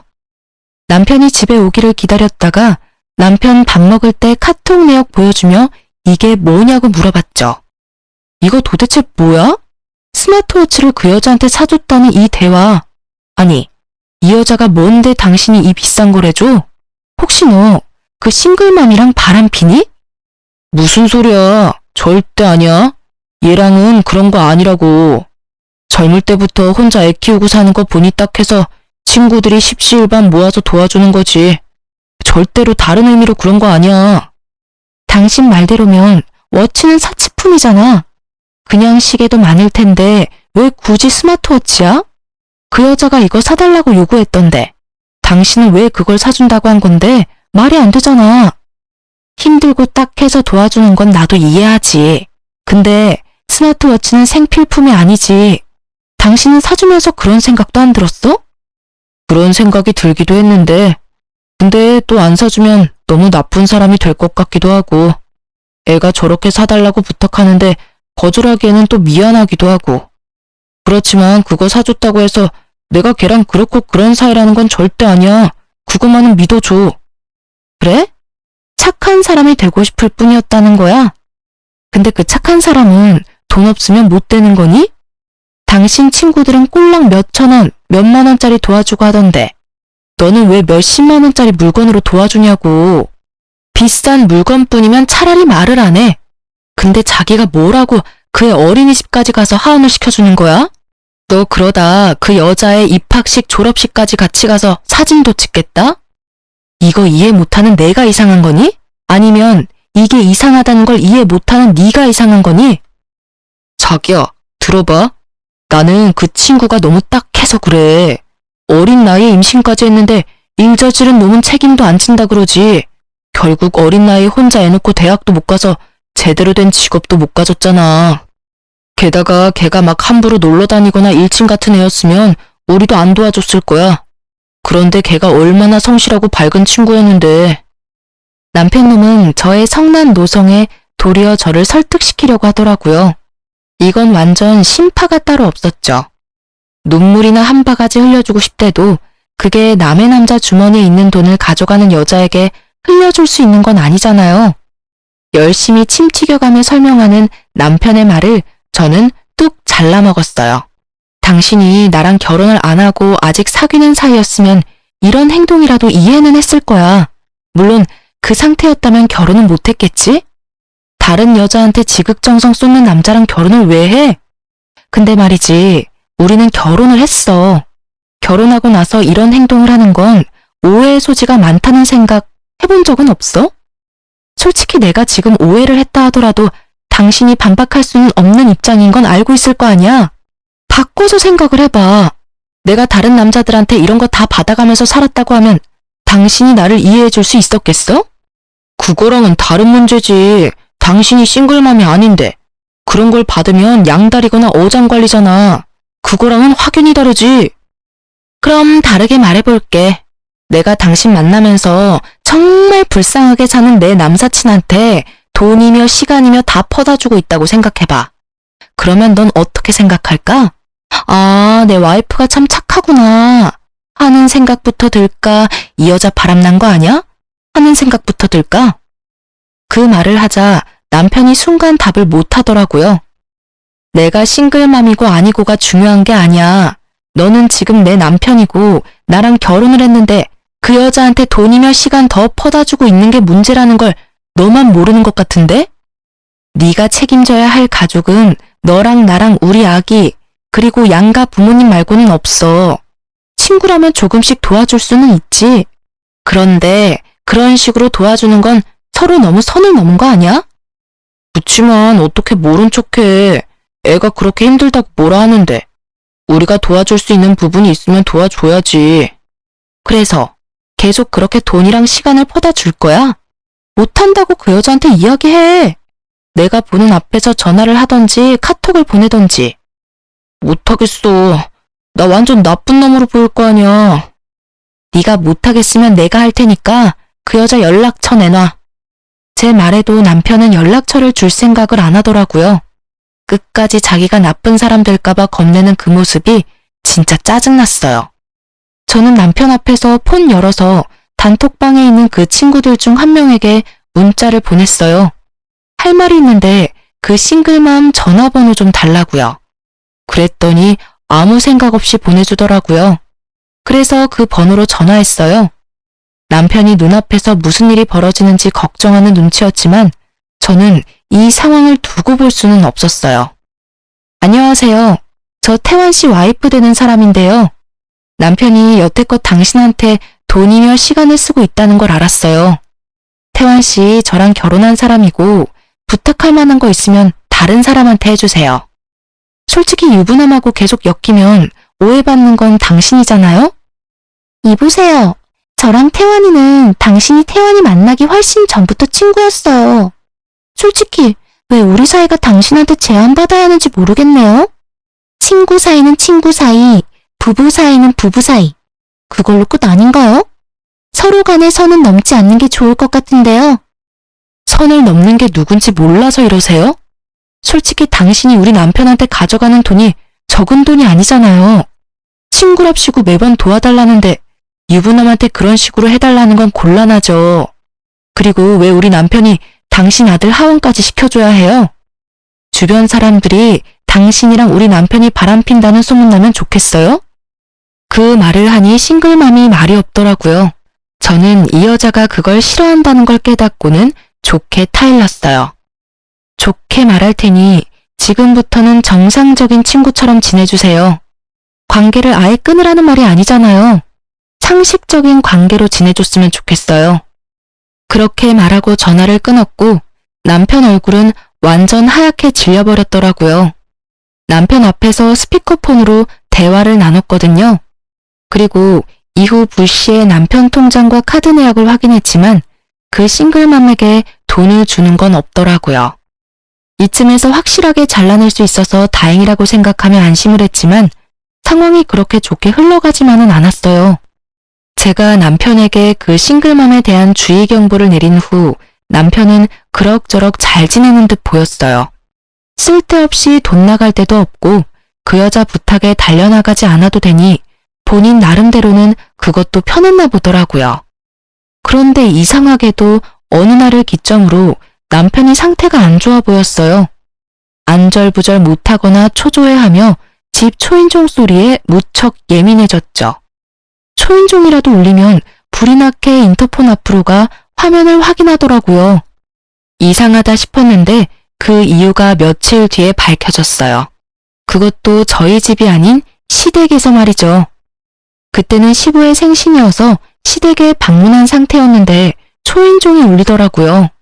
뭐 시켜먹은 것도 없고 하니 그냥 시부모님 지인인가 했는데 남편도 시댁이라 그런지 초조함이 사라진 채 느긋하게 있더라고요.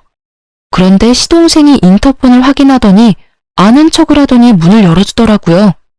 누구냐고 묻는데 들어오는 사람을 보니 머리가 띵하더라고요. 바로 그 싱글맘이었어요. 저는 의아한 상태로 남편 얼굴을 봤는데 남편 얼굴이 헬쑥한 것이 여기서 바로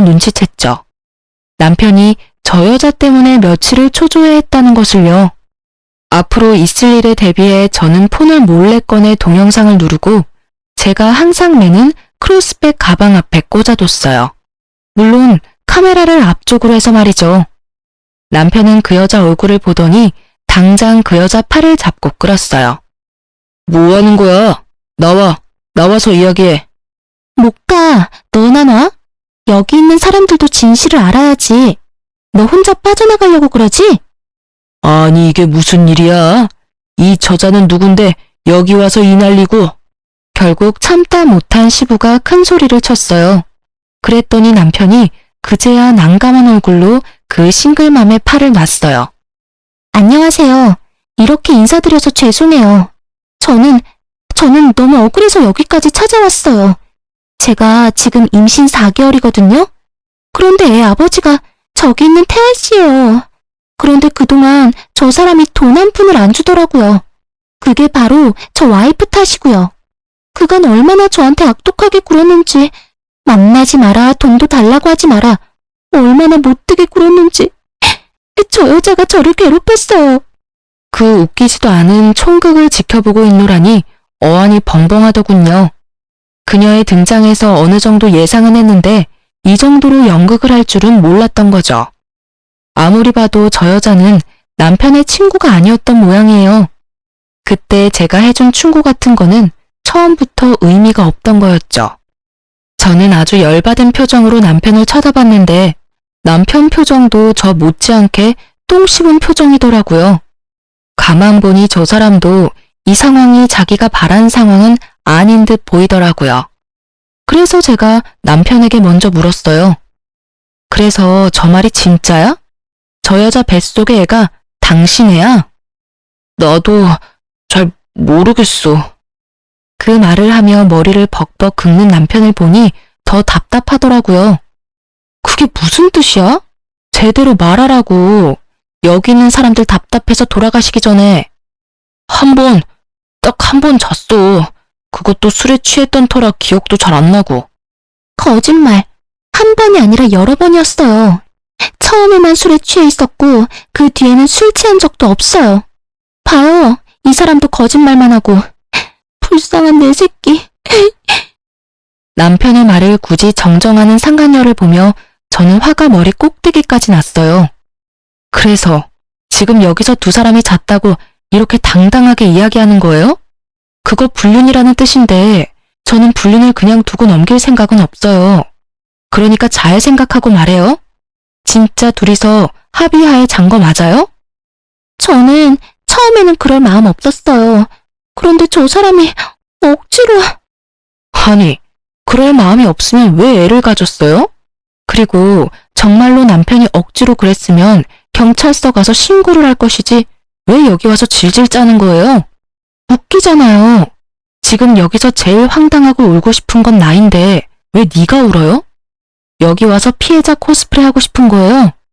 둘 사이의 일이면 둘 사이에서 끝날 것이지 왜 여기까지 일을 가져와서 일을 키우는 거예요? 알고 싶지도 않은 사람들한테 다 까발리고. 정말 환장할 것 같은 이 분위기 속에 울고 있는 여자를 보는 제 가슴에는 천불이 났더랬죠. 그치만 이 상태로는 아무것도 해결이 안 날 것 같았어요. 그래서 제가 말했죠. 알겠어요. 당신 하는 말도 알겠고 남편 하는 말도 알겠으니 애 낳고 나서 이야기하죠. 지금 당장은 그 애가 우리 남편 애라는 증거가 없으니까 지금 돈을 주는 건 절대 있을 수 없는 일이에요. 그건 이해하시겠죠? 그치만 저는 그 기간에 이 남자하고만... 그럼 애 태어나고 그 애가 남편 애인 거 확인되면 애 임신했을 때부터 한 달치 얼마씩 해서 정산하면 되잖아요. 그럼 됐죠? 잠시 생각하던 싱글맘은 알겠다 하고 올 때와는 다르게 무척이나 조용하고 신속하게 시댁을 빠져나가더라고요. 저는 남편을 쳐다봤어요. 당신이 무슨 행동을 어떻게 하고 다녔길래 저런 여자한테 걸려서 이 난리를 만들어? 나 진짜 억울해. 걔가 힘들다고 위로해달라고 그래서 술자리 갔다가 이렇게 된 것뿐이야. 여보, 진짜로 나 한 번만 믿어줘. 딱 한 번이었다니까? 그 여자가 정정해서 여러 번이라고 말해서인지 저는 남편의 말을 믿기 어렵더라고요. 용서를 빌면 뭐해요. 제가 용서할 마음이 아닌데. 아니, 차라리 우리 셋만 알고 넘어가는 일이었으면 또 어떻게 달라졌을지 모르죠. 시부모님이 다 알아버린 게 더 용서가 안 됐어요. 화가 난 제가 남편을 달달 볶고 있으니 시모가 말하더군요. 우리 아들한테 화내지 마. 넌 뭐가 그렇게 잘나서 애를 잡아? 네가 이러니 애가 집에 정 못 붙이고 돌아다니다가 이런 일이 벌어진 거 아니니? 그래, 며느라가. 남자가 살다 보면 실수 한 번쯤은 할 수 있는 거야. 네 마음 씀씀이가 그리 간장종지만해서야. 이건 팔이 안으로 굽는 수준은 아니었죠. 남편 바람에 제가 왜 마음 넓게 포용해야 하는지를 모르겠더라고요. 제가 바람이라도 폈으면 어땠을까요? 이렇게 감싸기는커녕 맹 비난하며 당장 이혼하라고 난리쳤겠죠. 결국 저는 말도 안 되는 말을 짓거리는 이 세 사람을 보며 이혼을 결심하게 됐답니다. 마지막에 시부와 시모가 쐐기를 콱콱 박아줘서 아주 마음을 제대로 먹었죠. 저는 시부모가 다 보는 앞에서 남편에게 이혼하자고 이야기를 했어요. 남편은 자기도 할 말이 많은 듯 하더군요. 어떻게 이렇게까지 할 수 있어? 나도 피해자라고. 나도 여태껏 그 여자가 집에 찾아온다고 해서 얼마나 마음 졸였는지 알기나 해? 내가 진짜 그 여자랑 바람을 핀 거였으면 이렇게 안절부절 못할 리가 없잖아. 뭐가 너무한데? 말해봐. 내가 지금 처한 상황이 당신이 지금 처한 상황보다 덜 힘들어 보여? 바람을 안 폈으면 그 여자랑 왜 잤어? 너 유부남이야. 총각 때나 그런 말 할 수 있는 거지. 너 딸 있는 유부남이라고. 내가 애초부터 그 여자랑 가까이 지내지 말라고 했잖아. 근데 왜 가까이에서 이런 일을 만들어? 어차피 그런 일이 일어난 것도 당신이 그 여자한테 못되게 굴어서 위로해주다가 생긴 실수였단 말이야. 잔 것도 술 마시고 일어난 실수였고 왜 그걸 몰라주는 건데? 실수. 사람 살다 보면 실수할 수도 있지. 근데 그 결과는 용서 못하지. 결과적으로 그 여자가 임신을 했잖아. 너 그 여자 뱃속의 아이가 만약에 진짜 네 아이면 어떡할 건데? 제 말에 남편이 답이 없더라고요. 입 꾹 닫고 있는 모양새가 본인도 그게 지금 굉장히 불안한 것처럼 보이더라고요. 내가 그 여자한테 애 낳고 이야기하자고 한 거는 최소한의 방어였어. 솔직히 그 애가 네 애일 수도 있다는 생각 때문에 미쳐버리겠다고.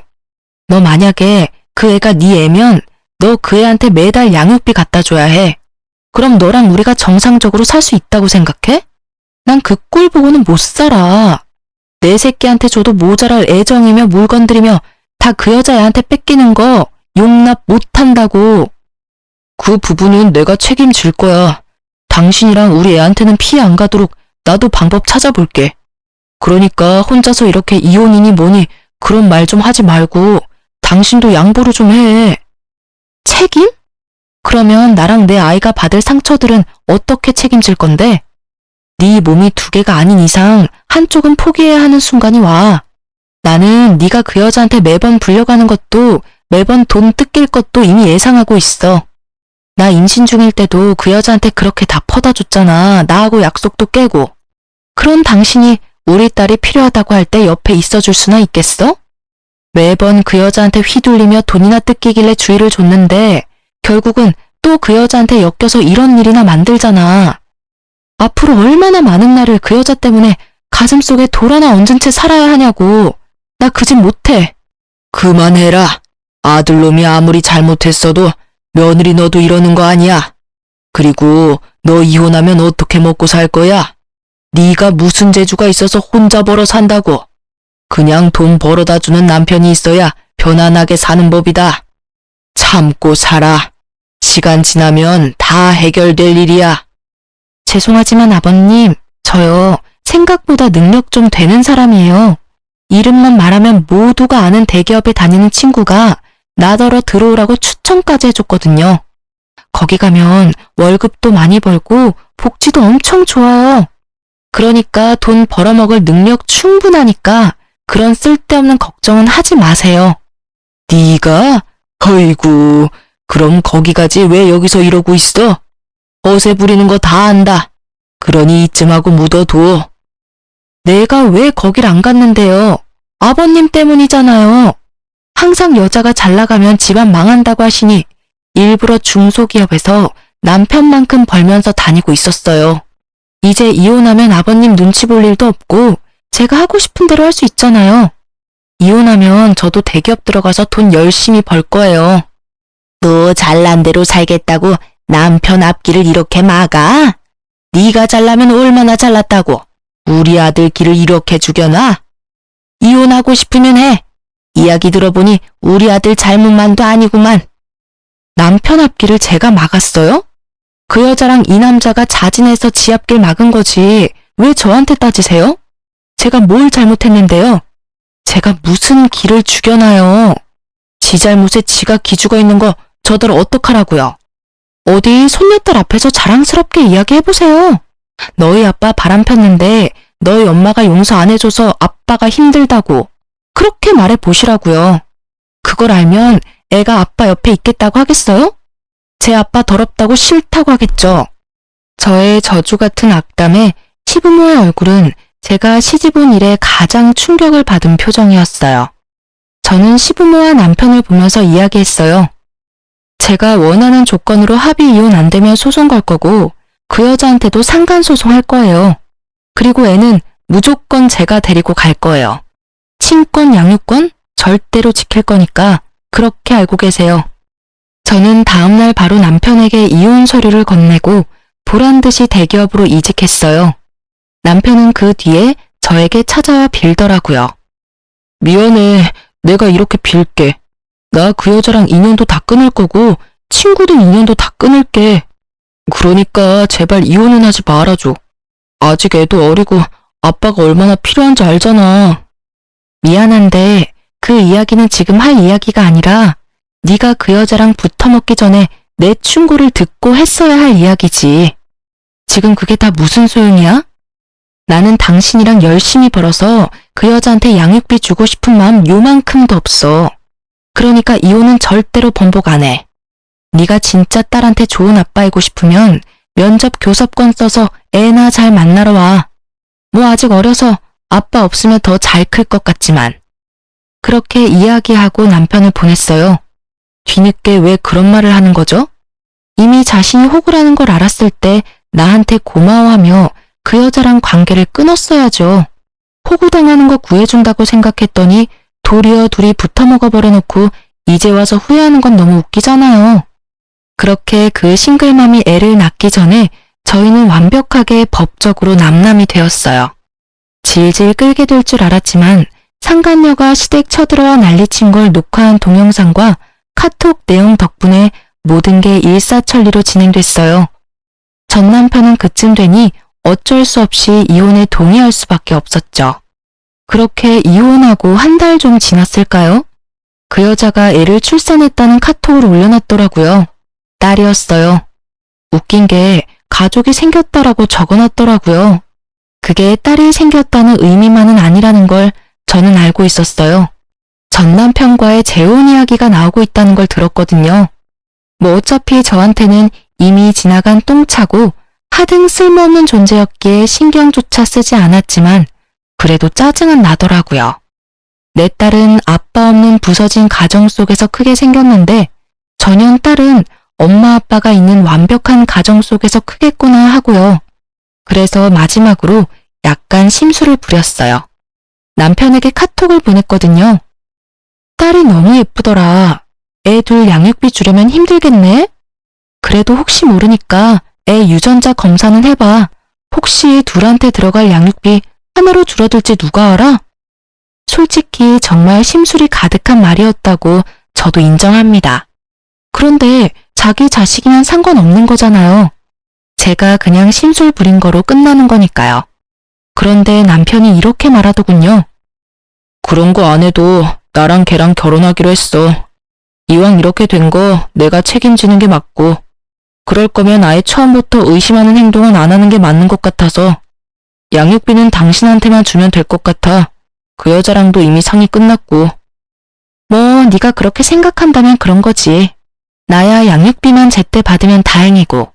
근데 혹시 모르잖아. 관계 한 번으로 애가 생기는 일은 흔치 않으니까. 괜찮아. 난 그런 거 생각 안 하기로 했어. 이렇게 담담하고 확실하게 말한 전 남편의 말에 저는 뭐 그렇다면야 하고 전화를 끊었어요. 그런데 2주 뒤에 한 번 더 난리가 났더라고요. 전 남편이 출산 직후에 달려간 병원에서 아이 혈액형이 자신의 아이라면 낳을 수 없는 혈액형인 걸 알고 그 여자 몰래 친자 검사를 한 것 같더라고요. 그 검사 결과가 나왔는데 결국은 친자 불일치로 나왔대요. 결국 전 남편 완전히 열받아서 그 여자한테 소송 걸겠다며 조리원에서 난리가 난 모양이에요. 제 친구가 그 일 있던 저녁에 전화 와서 알려줬거든요.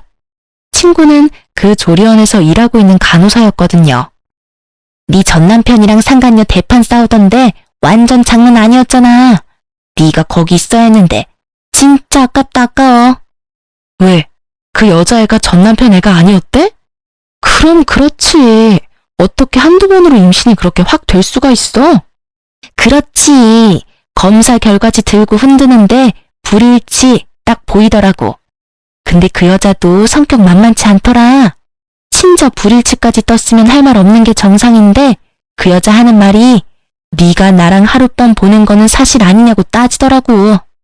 네 전 남편은 술에 취했는데 네가 사기치려고 잤다고 한 거 아니냐고 따지고 결국 마지막에는 네 전 남편이 상간녀 위자료 안 내준다고 너 혼자 내라면서 가더라고. 근데 그 뒤에 여자 표정 완전 살벌하더라니깐. 그 이야기를 듣는데 참 끼리끼리 잘 논다는 생각만 들더라고요.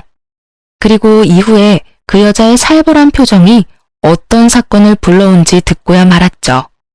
전 남편이 친자 불일치를 알게 된 이후로 두 사람의 재혼은 당연히 물 건너가게 됐죠. 그럼에도 그 여자는 전 남편을 놔줄 생각이 없었는지 이번에는 전 남편을 자신을 버린 최악의 남자로 포장해서 주변에 소문내고 다녔더라고요. 저한테까지 그 소문이 들어올 정도면 정말 다니는 곳곳마다 이야기하고 다녔다는 건데 결국 전 남편은 회사에서도 친구들 사이에서도 완전 쓰레기가 됐더라고요. 뭐 지가 뿌린 대로 거둔 거죠. 당당하게 유부남한테 돈 뜯어먹는 여자가 제대로 된 여자는 아니라는 걸 전 남편은 대체 왜 몰랐을까요? 저는 그날 이후로 그 둘과는 일체의 연락을 끊고 딸과 함께 직장 근처에 집을 얻어 잘 살고 있었어요.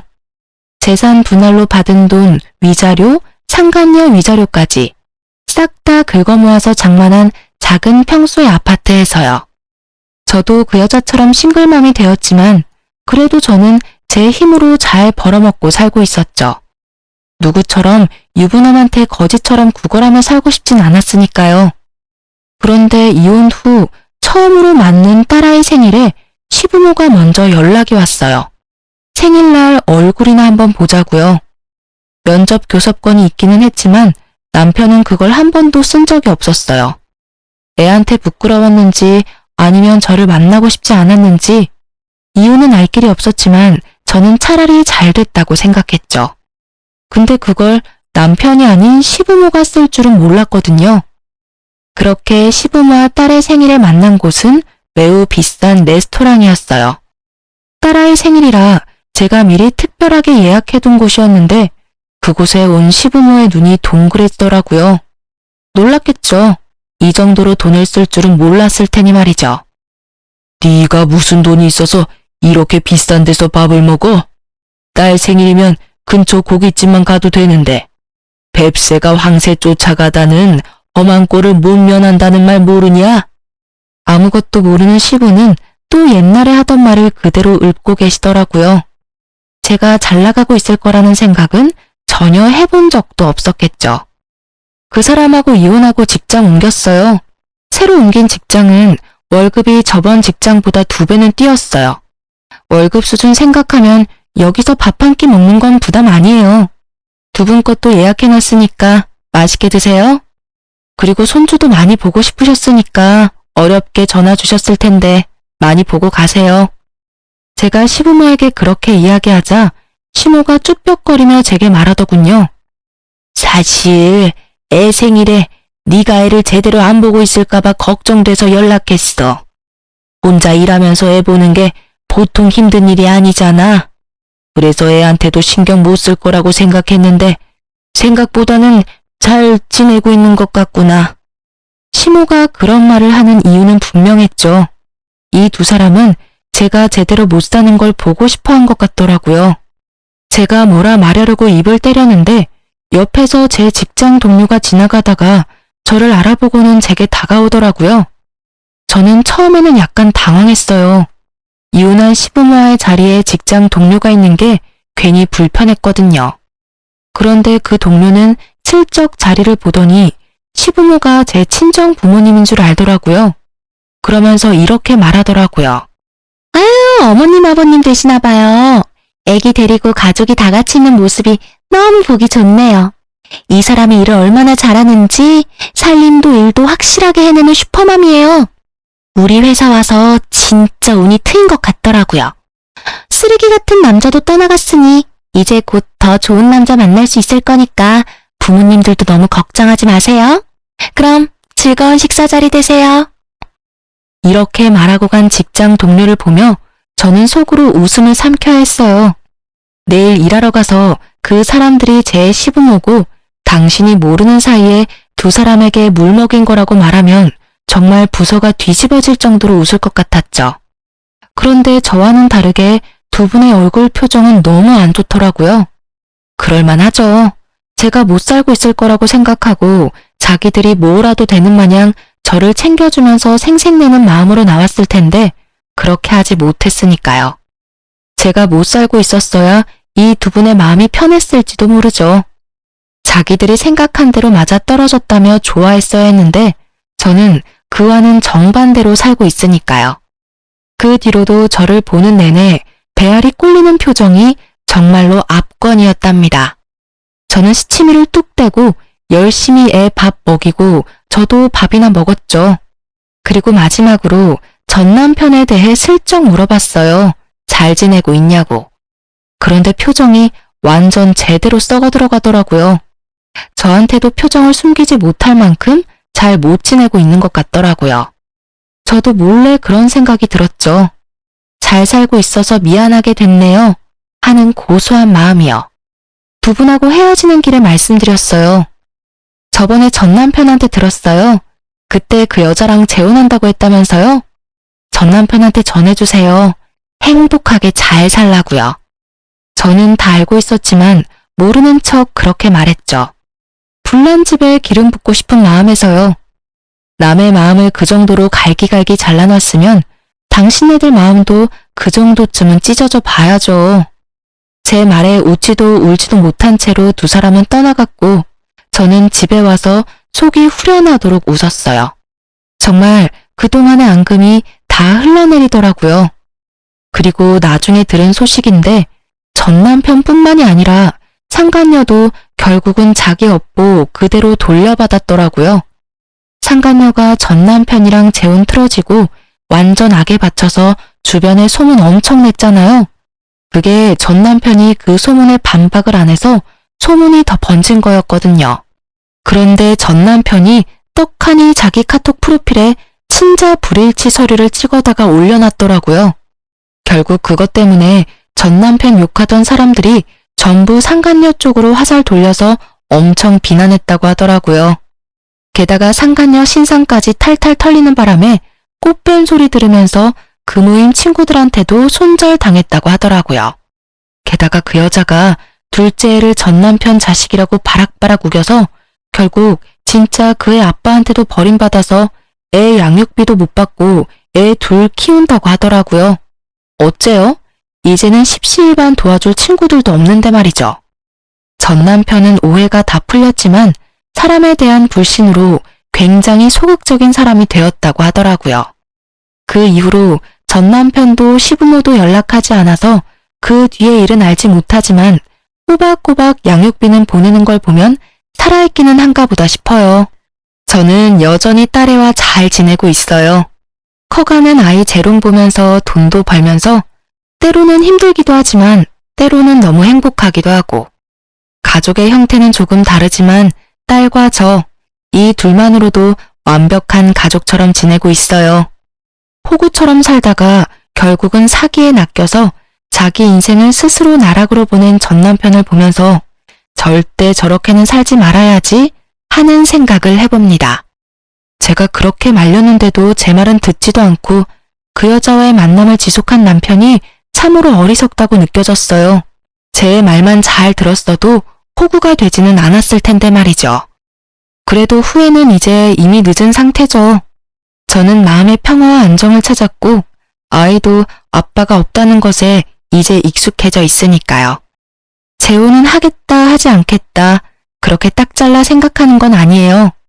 사람들은 애도 어리고 하니 빨리 재혼을 하라고 하거든요. 근데 신중하지 못한 선택으로 또다시 이를 그르칠까봐 걱정이 되기도 해서요. 정말로 믿음직스럽고 든든한 사람이 나타나면 그때쯤 진지하게 생각해 보려고 해요. 제 이야기를 들어주신 분들에게 고마움의 인사를 전할게요.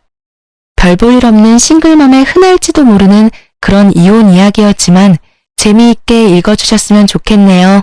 감사합니다.